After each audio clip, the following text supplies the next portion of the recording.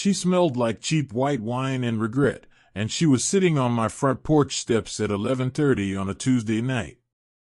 I almost didn't stop. I'd been pulling a double at the shop, and my back was singing that particular low, grinding tune it saves for days when I've been bent under a chassis for 9 hours straight. I had my keys out. I had my eyes on my front door. And then she moved, just shifted her weight against the railing, and I heard the small, defeated sound she made, somewhere between a sigh and a sob, and I stopped walking. She had one heel off and one heel on. Her dress was something nice, the kind of dress somebody wears to a work event, not a bar, and her hair had mostly fallen out of whatever it had been pinned into. She was holding her phone in both hands like it might swim away. She didn't look at me when I stepped up onto the walk. She just said, quietly, to no one in particular, "I need to get home before my mother realizes I'm gone." I stood there a second. The porch light above my door was casting a yellow cone down over the steps, and I could see she'd been crying. Not recently. The kind of crying that dries on your face and leaves a faint tide line. "You're on the wrong porch," I said. She looked up then. Her eyes were dark and wide, and she had mascara smudged under one of them. She blinked at me like she was recalibrating the whole situation. "I know," she said. "I'm sorry. I sat down for a second. I'll go." She tried to stand and immediately reached for the railing. I reached for her elbow. "How much did you have?" I asked. "Enough," she said. I looked down the street. It was quiet. It was the kind of quiet that only happens in small towns at midnight, not silence exactly, but a settled-down stillness, like the whole street had gone to bed and turned off the radio. No cab was coming. She didn't have a cab ordered. I could see her phone screen. She was looking at a map, trying to figure out which direction she even needed to walk. "Where do you live?" I asked. She told me the street name. I knew it. About 2 miles east, the far edge of town, past the volunteer fire station. Not walkable. Not in those shoes. Not in that condition. I looked at my truck. I looked at her. "Come on," I said. "I'll drive you." My name is Caleb Rourke. I was 34 years old, and I'd lived in Millhaven, Indiana my whole life except for 2 years in my mid-20s when I tried Nashville and Nashville politely declined to have me. I came back home with a busted guitar, a useful disillusionment, and a renewed appreciation for what I actually knew how to do, which was fix things. I'd been running my own one-man shop out of a rented garage on the corner of 5th and Persimmon for going on 6 years. Rourke Auto. Nothing fancy, just me, my tools, and whatever broke down in a 20-mile radius. I did oil changes and brake jobs and transmission rebuilds and everything in between. My truck had 187,000 miles on it, and I kept it running out of pure stubbornness. I rented the house across the alley from the garage from a landlord in Indianapolis who'd never set foot in Millhaven and communicated exclusively through a property management app. I had a scar on my left hand from a radiator that came apart when I was 22. I had $4,300 in a savings account that I hadn't touched because I was trying to get to $5,000 before I let myself think about what came next. And I had a way of going about my days that my mother used to call methodical and my last girlfriend called emotionally unavailable, and the truth was probably somewhere in between. I wasn't lonely. I want to be clear about that. I had friends, a routine, work I was good at. But there's a kind of quiet that settles around a man who lives alone long enough that it stops feeling like quiet and starts feeling like weather. just the conditions you live in. You stop noticing it the way you stop noticing a hum in the walls. The ticking clock that particular week was the rent on the garage. My landlord, the building, not the house, a different landlord, had sent word through an intermediary that the property was going to go to a different use unless I could commit to a longer lease at a higher monthly rate by the end of the month. 10 days. I had 10 days to figure out if I could afford to stay where I'd built everything I had, or whether I was starting over somewhere else. That was the shape of my life the night she sat down on my porch steps. I helped her into the passenger seat of my truck. She found the seatbelt on her own, which I took as a good sign. I went around, got in, and started the engine. She was quiet for a moment, looking out the windshield at the dark street. "You don't have to do this," she said. "I live across from a garage," I said. "People in bad situations end up at my door by accident all the time. It's fine." She turned to look at me. The truck cab was small and the glow of the dash put a soft light on her face. She looked younger than I'd initially thought, or maybe just tired in a young way. Late 20s. Maybe right at 30. "I'm Mara," she said. "Caleb." "I'm not usually like this," she said, and there was something almost fierce in the way she said it, like she needed me to know. "Okay," I said, and I pulled away from the curb and aimed the truck east. She told me turns when I needed them. Mostly we rode in silence, which I didn't mind. She rolled her window down an inch and let the night air in, and after a couple minutes some of the tension went out of her shoulders. By the time we turned onto her street she was breathing normally and sitting up straight. It was a nice street. Old houses, well kept. Big trees that met overhead in an arch. I could tell even in the dark. "It's the one with the blue door," she said. I pulled up in front of it. It was a 2-story, white clapboard, with a covered porch that wrapped around one side. The windows on the ground floor were dark. The porch light was on, not the bright security kind, but a warm amber globe mounted beside the front door. The kind of light that means someone left it on waiting. Mara saw it and made a small sound. "She's asleep," she said, sounding relieved. "She leaves the porch light on when she's waiting up and turns it off when she gives up and goes to sleep." "Smart system," I said. "She's a smart woman." She reached for the door handle, then paused. "Thank you, Caleb." "Really? You didn't have to stop." "You were on my steps," I said. "I kind of had to." She smiled.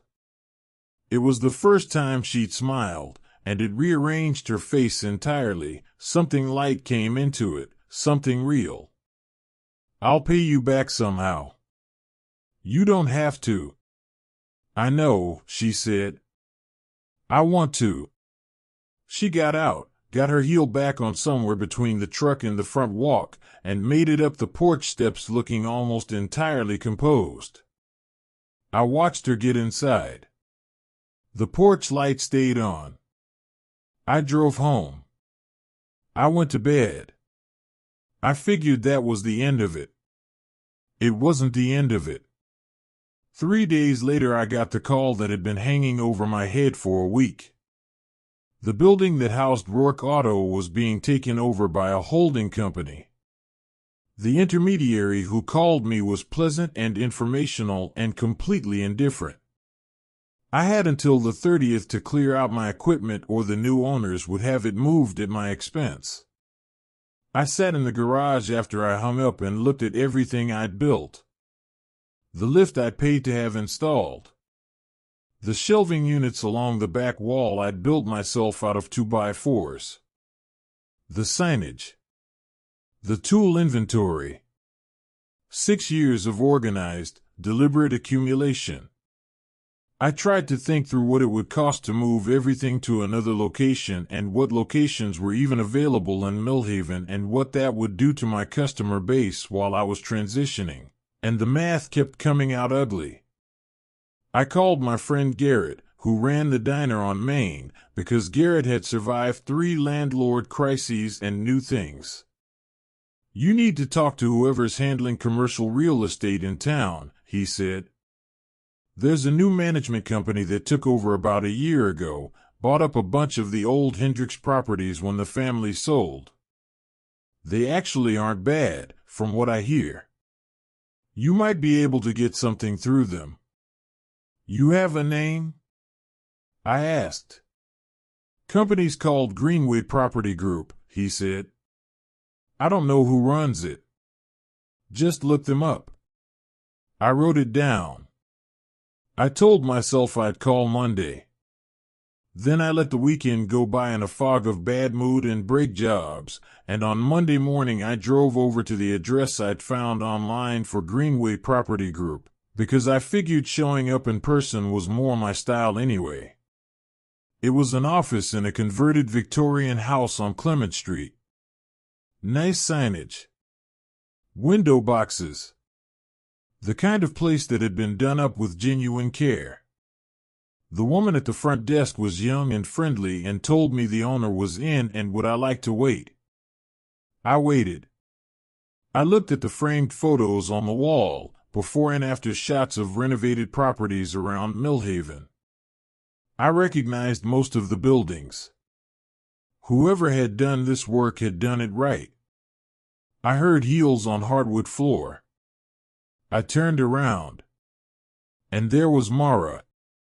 She was wearing a charcoal blazer and had her hair up, not the collapsed version from the porch steps, but the real version, neat and purposeful. And she had a folder in one hand and reading glasses pushed up on top of her head, and she stopped walking the moment she saw me. We looked at each other. "Caleb," she said. "You're the owner," I said. "I run the company," she said. "I inherited most of the portfolio from my father. He passed 18 months ago." She said it plainly, without the flinch people sometimes have around recent grief, just a clean statement of fact. "Please come in." Her office was organized and warm, a real wood desk, a window that looked out at the side yard, a credenza along one wall with framed photographs. One of them was an older woman with sharp eyes and silver hair, sitting on a porch. The same porch I'd seen from my truck. "That's my mother," Mara said, following my gaze. "She moved back in with me after my father died. She was living in Florida, but," she stopped. "I'm sorry. Let's start over." She sat down and folded her hands on the desk. "What can I do for you, Caleb?" I told her about the garage, about the history I had there, the equipment, the lease situation. I was straightforward and I didn't ask for sympathy. I just laid out the facts. I needed commercial space, appropriate for an auto repair operation, ideally in the same general section of town, and I needed it on a timeline that was not ideal. She listened without interrupting. She had a particular quality of attention, very still, very present, that made you feel like what you were saying was being heard the way you meant it. When I finished, she pulled a list out of her folder. "I have 2 properties that might work," she said. "One on the north end of Persimmon, further from your current location but larger.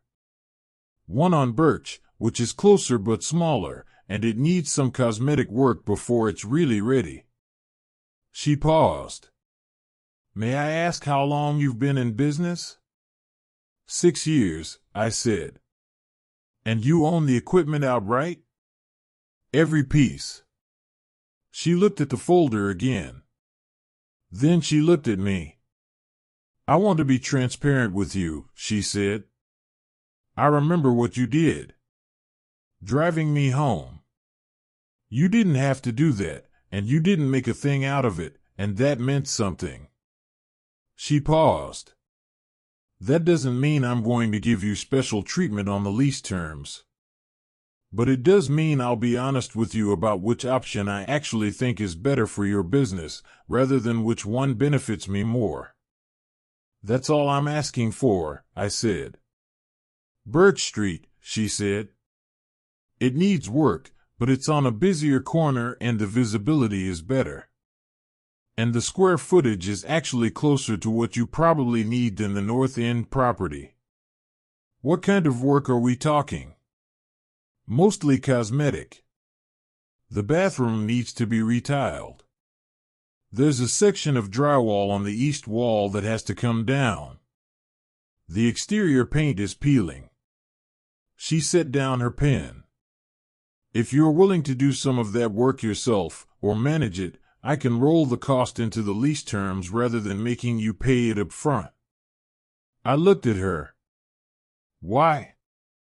Because it makes financial sense for both of us, she said, in a tone that was practiced and professional.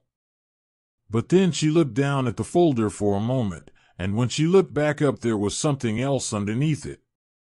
And because you drove a drunk girl home without making her feel like an idiot about it, and that's not nothing.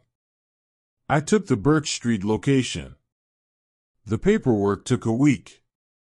During that week, I saw Mara twice, once to sign documents, once when she stopped by the old garage to look at the equipment list I'd put together for the move. She was professional both times. Clear, efficient, warm without being personal.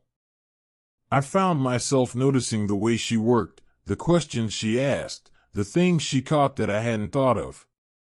On the second visit, she brought coffee in a thermos and set it on the workbench without asking whether I wanted any.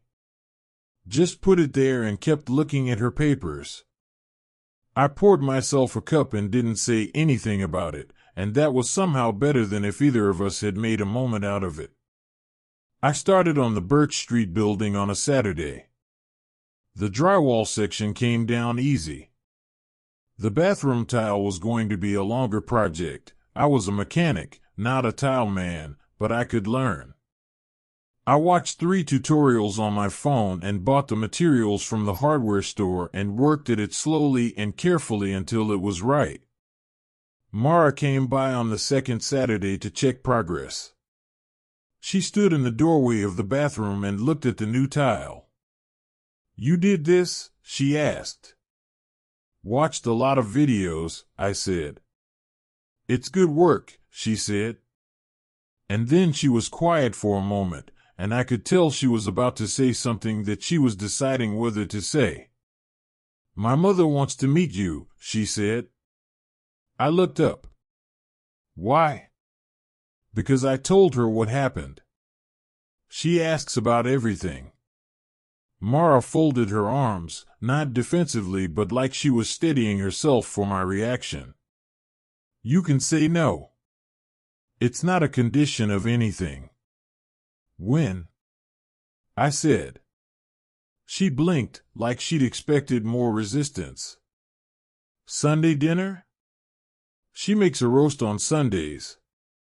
It's the main thing she does with her week." "All right," I said. Mara looked at me for a moment. "You're very easy to read in some ways and impossible in others," she said. "I've been told," I said. The house with the blue door looked different in daylight. The porch was bigger than I'd registered from the truck, wide planks, painted gray, with 2 rocking chairs and a small table between them. There were window boxes with actual flowers in them. The porch wrapped around the side and there was a patio table back there with a faded umbrella. I knocked, and the door was opened by a woman who was clearly Mara's mother and who looked at me with the particular sharpness of someone who has already made a preliminary judgment and is now confirming it. "You're the mechanic," she said. "Yes, ma'am." "Caleb Rourke." "Dorothy Voss." She stepped back to let me in. "Come in and take off your boots. Mara's in the kitchen being stressed about the gravy." The house was the way it looked from outside, cared for. Not precious, but considered. Books on shelves, a few good rugs, photographs in frames that weren't just placed but arranged. The kind of home where someone had thought about what mattered. Dorothy Voss moved like someone who had been formidable once and still was, but had learned to wear it lightly. She was in her late 60s, I guessed. Silver hair, sharp eyes, the kind of posture you associate with a different era. "Sit down," she said, pointing to the kitchen table, and I sat. Mara was at the stove, not looking at me, with the slightly stiff back of someone who has invited you into a situation and is now regretting the vulnerability of it. "The gravy's fine," Dorothy told her daughter. "It's lumpy," Mara said. "Gravy is supposed to have some texture," Dorothy said. To me, "How long have you been in Millhaven?" "My whole life," I said. "Except 2 years in my mid-20s. "Where did you go?" "Nashville." "Music?" "For a while," I said. "Turned out I was better with engines than guitars." Dorothy considered this. "That's not a bad thing to find out early," she said. "The dinner was good." "The gravy was fine." Dorothy asked questions in a way that wasn't intrusive but left you no room to be evasive, and I didn't have anything to be evasive about, so I answered them.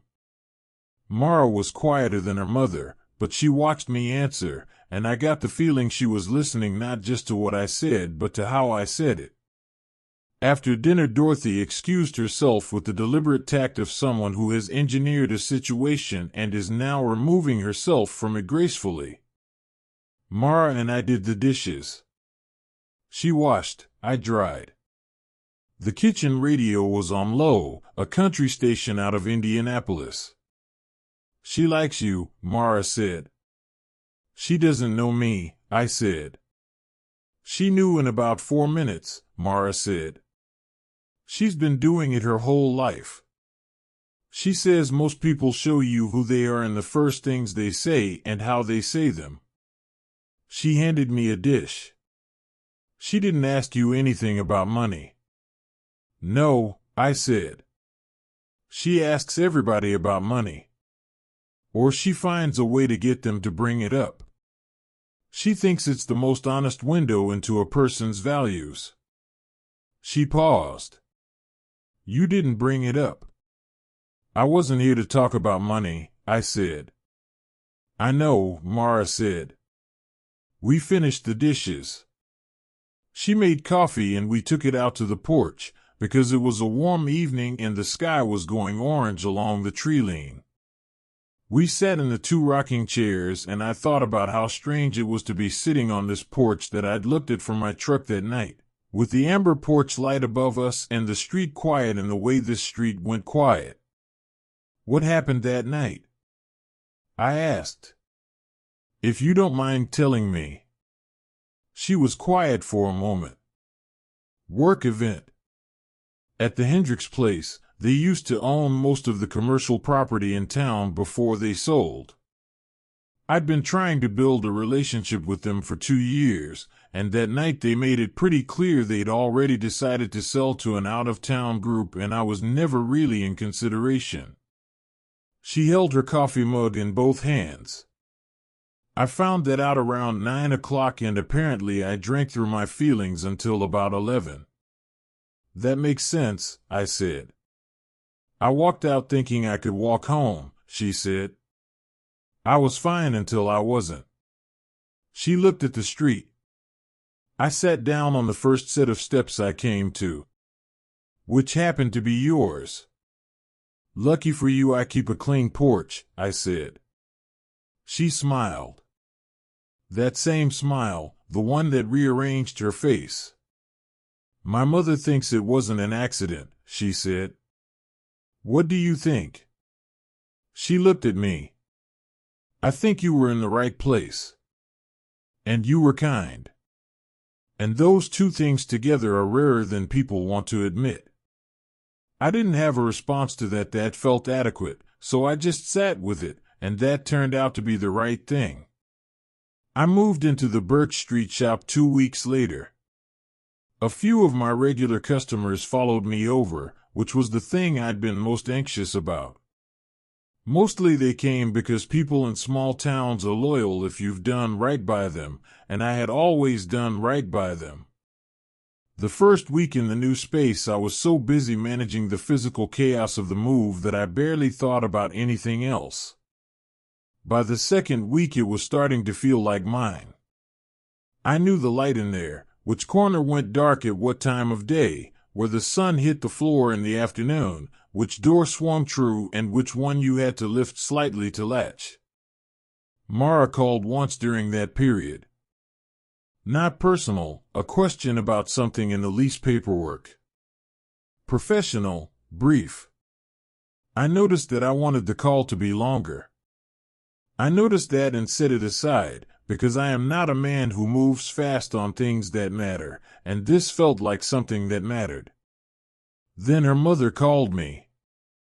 I didn't have Dorothy's number, so I sat looking at my phone for a moment trying to figure out how she had mine. Mara's lease file, Dorothy said, when I asked. I'm her emergency contact and she lists me on everything, and I may have looked at a piece of paper I wasn't supposed to look at.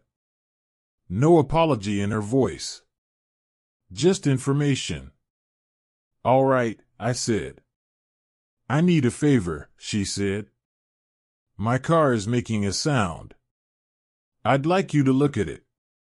I can do that, I said. Bring it by the shop. I'd rather you come here, she said. I don't drive on the highway if I can avoid it. And besides, Mara is having some people over for dinner on Saturday and it would be convenient. I understood what was happening. I wasn't bothered by it. Saturday works, I said. The car, a 10-year-old Volvo wagon, had a brake caliper that was starting to seize on the rear passenger side. Nothing dangerous yet, but it would get there. I had the part on my truck and the repair took about 40 minutes in her driveway while Dorothy brought me iced tea and asked me questions about disc brakes with the genuine curiosity of someone who actually wants to understand things. She's been through a hard stretch, Dorothy told me, at one point, looking at the house rather than at me. Not as a plea, just as information. Losing her father. Taking over the business. People treated her differently. She had to get harder on the outside, which is a shame, because she was never hard. She seems like she's doing all right, I said. She is, Dorothy said. She's very competent. That's never been the problem. She paused. The problem is she was competent and alone, and she's been making peace with that being the whole picture. I came around the side of the car and picked up the iced tea. You're not subtle, I said. I'm 71, she said. I stopped being subtle about 15 years ago. It's very freeing. Mara came home while I was packing up my tools. She pulled her car into the driveway and got out and saw me and stopped. What are you doing here? She said. But she looked at her mother. Your brake caliper, I said. It's fixed. I put it on your tab. I don't have a tab, she said. You do now. I said. She looked at her mother again, and Dorothy spread her hands in a gesture of pure innocence, and Mara put her face in her hands for a moment and then started laughing. It was not the polished, controlled version of herself she brought to the office. It was the real version. Helpless, genuine, a little exasperated. And it was the best thing I'd heard in a long time. Stay for dinner, Dorothy said. You said there were people coming, I said. Your people, Dorothy said, and went inside. That became a pattern over the next few weeks. Not arranged, or not obviously arranged, although I suspected Dorothy's invisible hand more than once. I'd come by to look at something on one of the cars, or Mara would stop into the shop with a question about the building, and somehow we'd end up in the same place at the same time more often than chance would fully explain. We talked. That was mostly what we did. On the porch in the evenings, or at the kitchen table with Dorothy's coffee, or once standing in the middle of the Birch Street shop while I showed her how the lift worked because she'd asked what the hydraulics sounded like. She was curious about everything mechanical in the way some people are curious about everything, not performing interest but genuinely wanting to know how things worked. I learned things about her. Her father had built the property business from 2 houses and a strip of commercial storefront. She'd grown up watching him negotiate and plan and repair and reinvest. She had a business degree from Indiana State and had worked in Indianapolis for 4 years before her father got sick and she came home and stayed. She had been engaged once, in her late 20s, to a man who had not handled the combination of her grief and her competence well, and the engagement had quietly dissolved. She didn't say it with bitterness. Just facts. I told her about Nashville. About the 2 years I'd spent chasing something I wasn't even sure I wanted, and the relief when I let it go. About the garage, and the years of building it, and the particular satisfaction of doing work that fixed something real in someone's actual life. She listened the way she always listened, completely. One evening we were on the porch and she was showing me something on her phone, a photo of a property she was considering, a warehouse on the east side of town, and she was explaining the renovation math and the lease potential and I was listening and then she stopped mid-sentence. "What?" I said. "You're not looking at the photo," she said. "I'm listening to you," I said. She looked at me. The porch light was on, the amber globe, the warm cone of light, and the evening was the blue-gray color that late summer goes before the dark comes down. "Caleb," she said. Just my name, but with something in it. "Yeah," I said. "What are we doing?" she asked. "Right now?" "You're explaining a warehouse and I'm not looking at the photo." She set the phone down. "You know what I mean." I did know. "I don't know what to call it yet," I said. "But I know I want to keep doing it."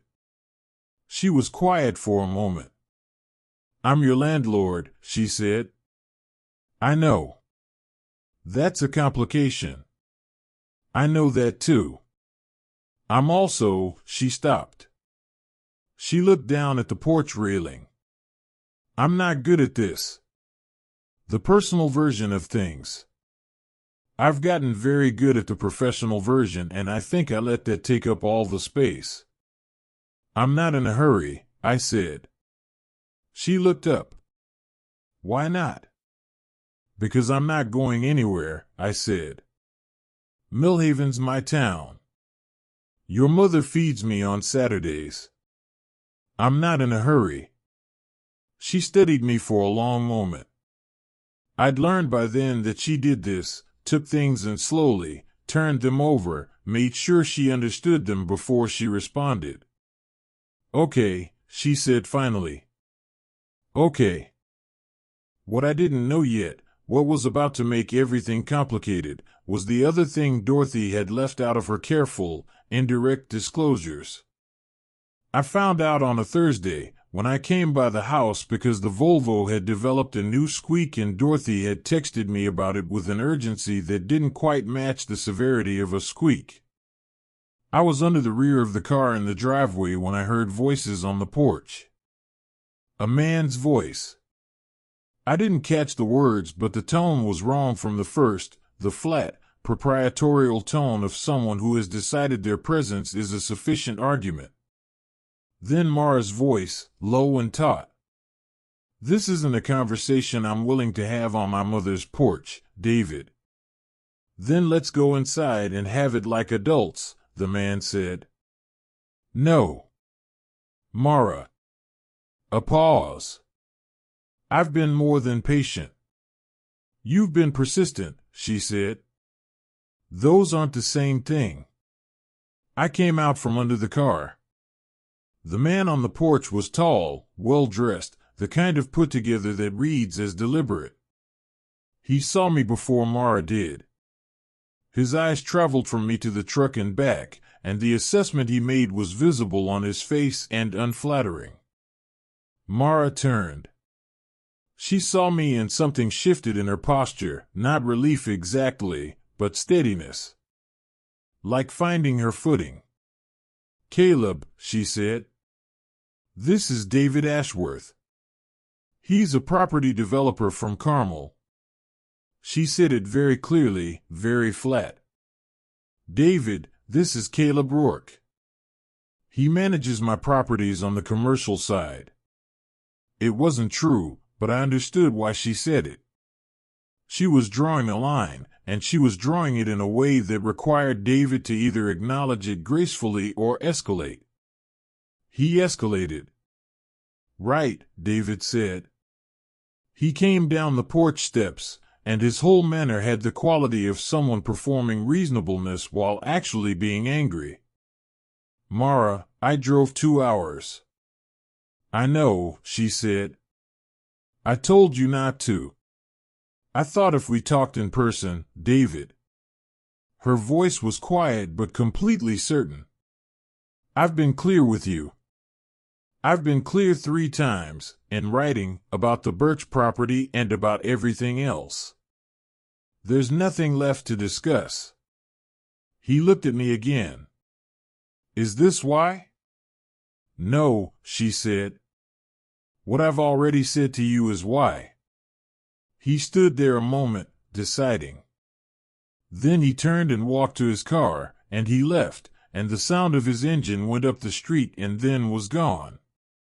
Mara stood on the porch with her arms folded and watched him go.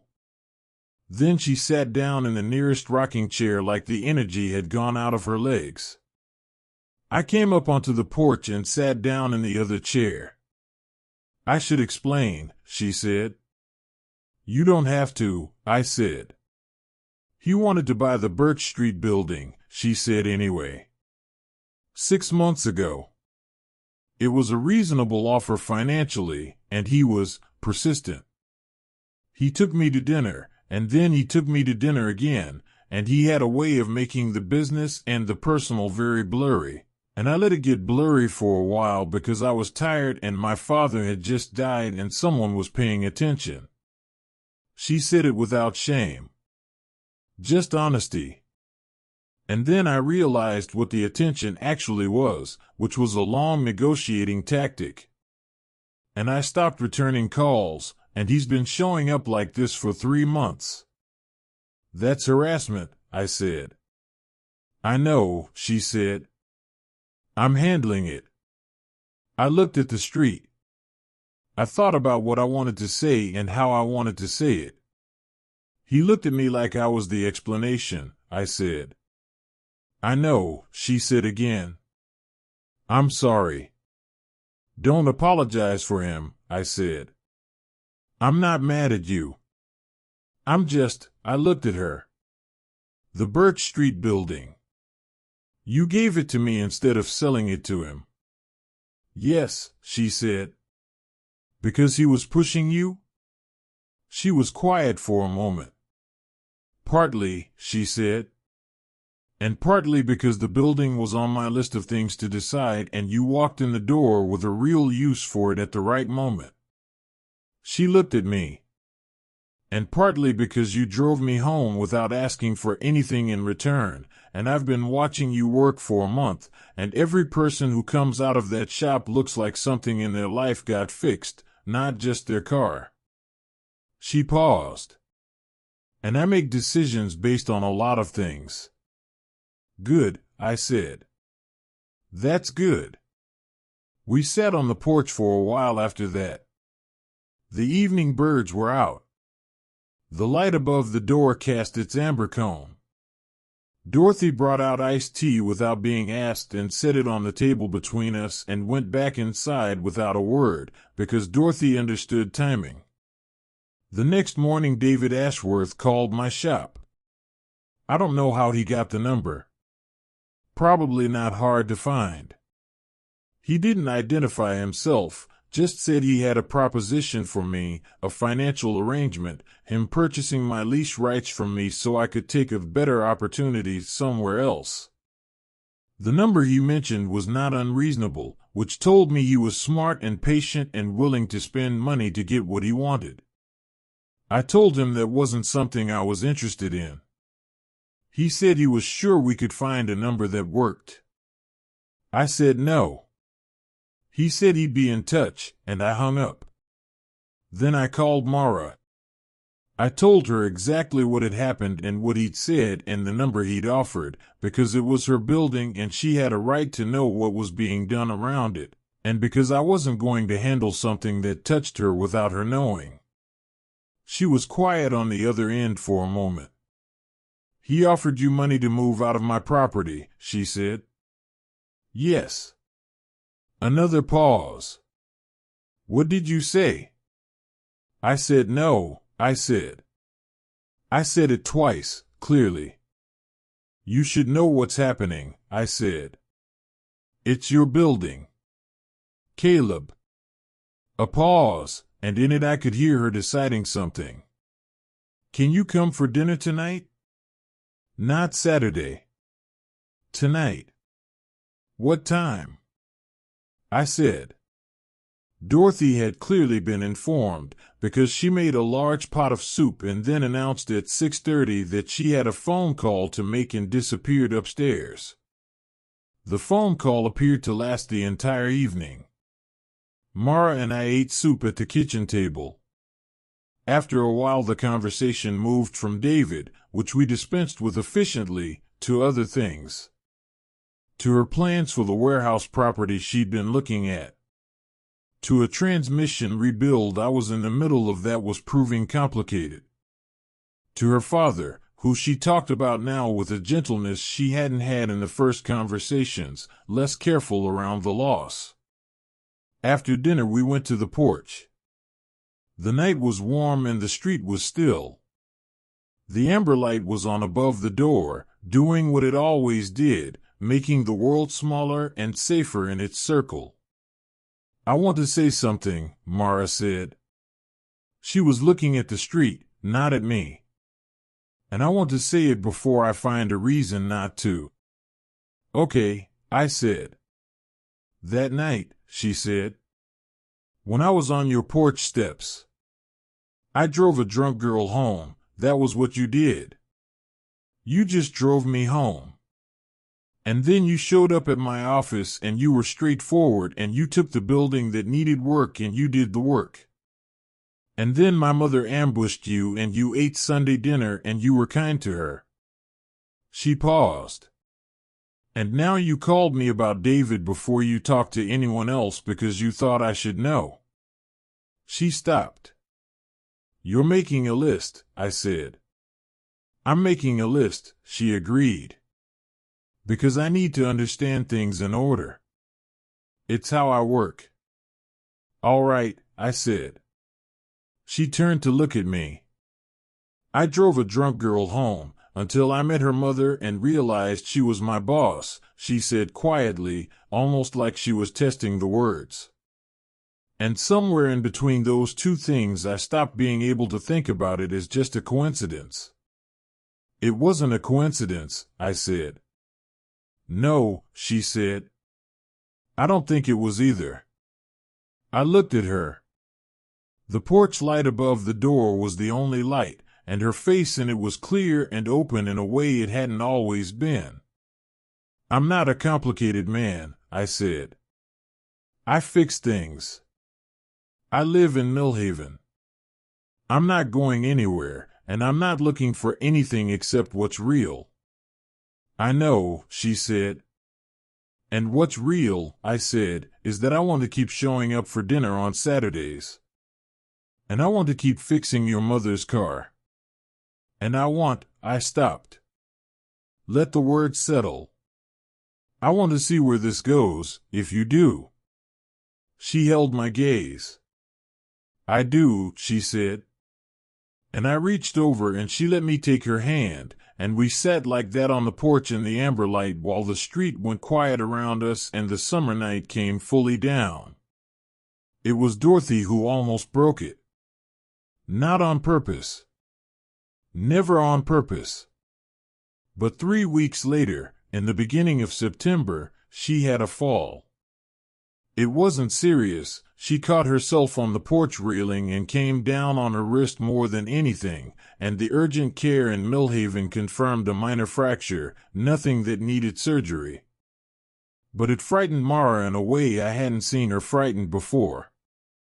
The competence dropped. The clarity dropped. She was just a daughter sitting in an urgent care waiting room with her face in her hands. I sat with her. I didn't try to manage it or fix it. I just sat.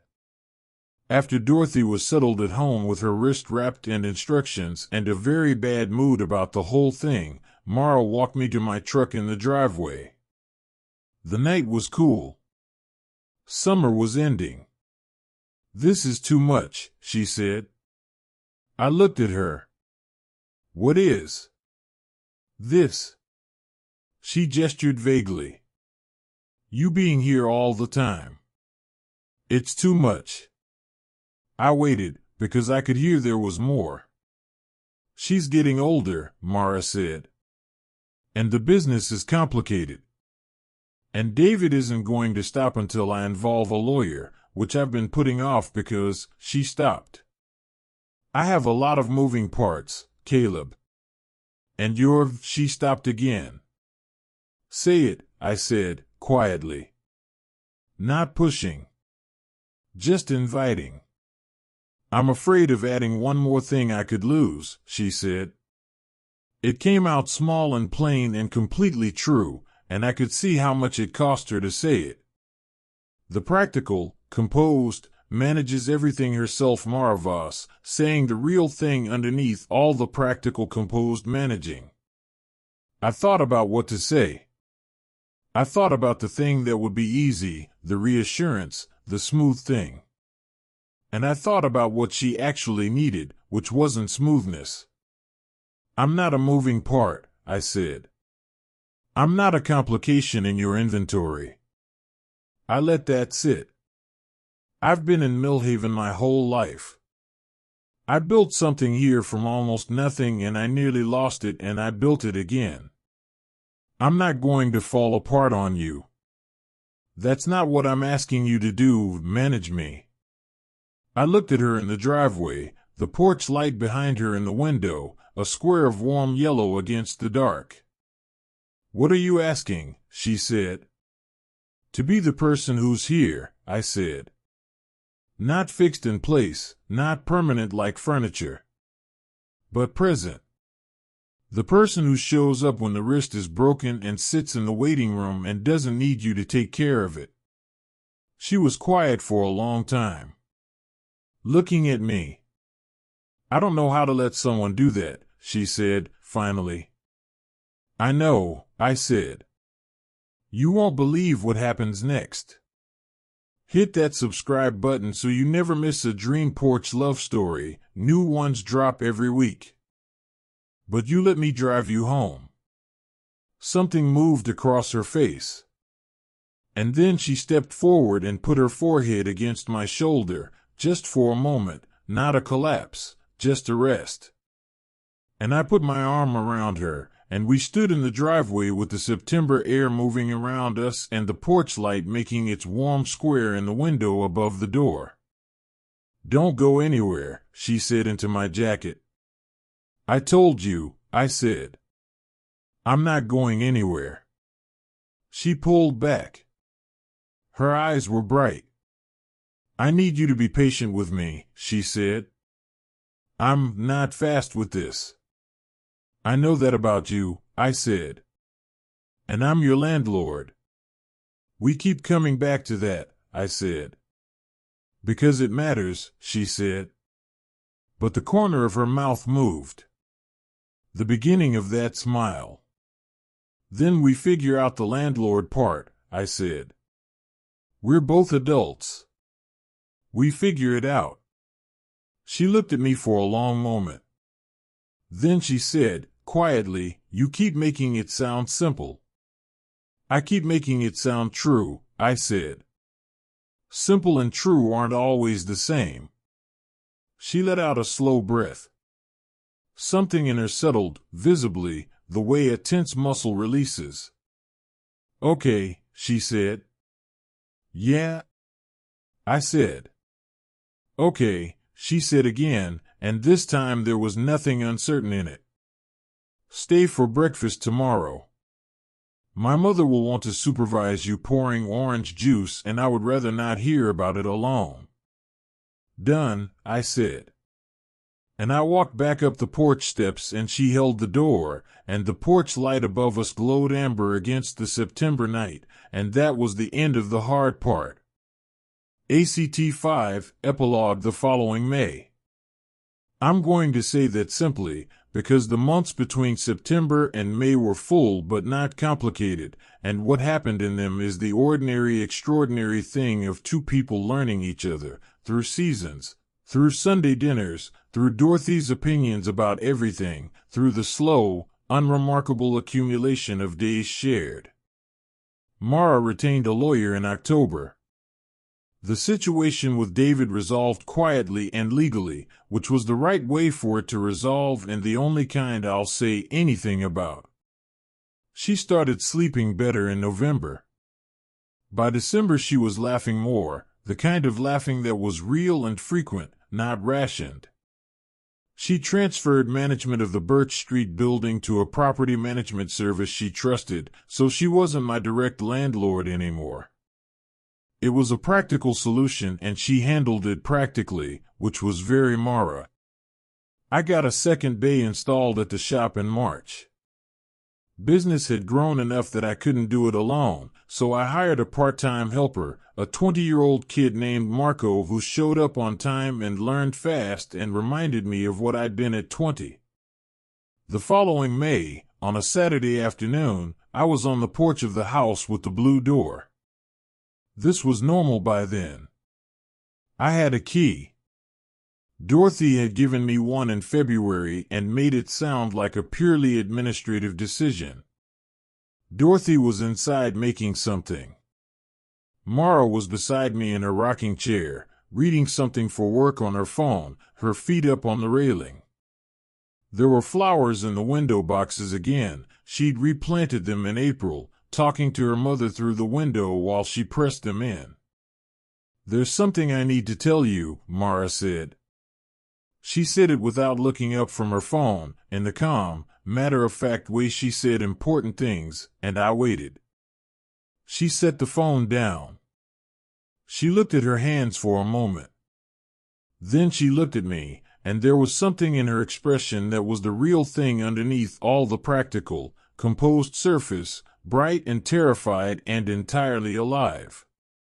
I'm pregnant, she said. I sat with that. The street was doing what it did on warm Saturday afternoons, a car going by, a lawnmower somewhere down the block, a kid on a bicycle. The world going about its ordinary business while mine reorganized itself entirely. Okay, I said. She looked at me. That's the second time you've said okay to something enormous without any preamble. It's a good word, I said. Caleb, Mara.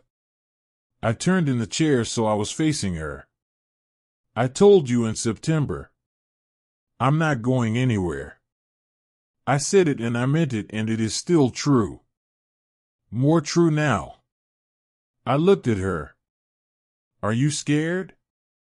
Extremely, she said. Me too, I said. A little. She looked at me. A little?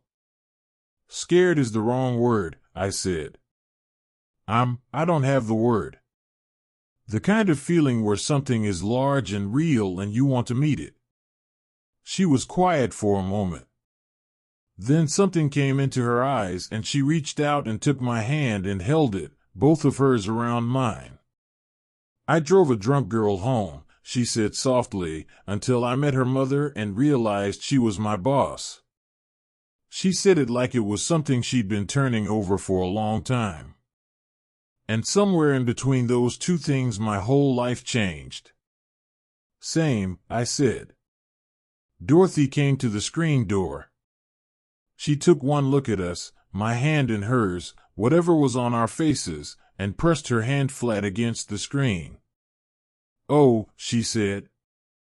"Just that." Mara looked at her mother. "Mom," she said.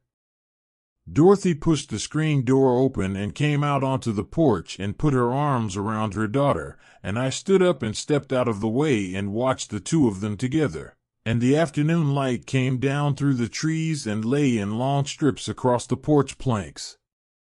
After a while Dorothy pulled back and looked at me. "Well," she said, "I suppose you'd better start thinking about that garage apartment on Birch, hadn't you?" It wasn't a question. Dorothy rarely asked questions when she'd already made up her mind. "I've been thinking about it," I said. Because I had been. Since February, maybe. Since the night she fell and I sat in the waiting room and understood what I was sitting for. Dorothy nodded. Satisfied. She went back inside. Mara came and stood beside me at the porch railing. The late afternoon was golden, the way May goes golden in Indiana, everything green and warm and longer than you expect. Down the street the trees arched overhead. A neighbor waved from a driveway. The world was ordinary and enormous at the same time. "I should have been afraid of all of this," Mara said. "You were," I said. "A little."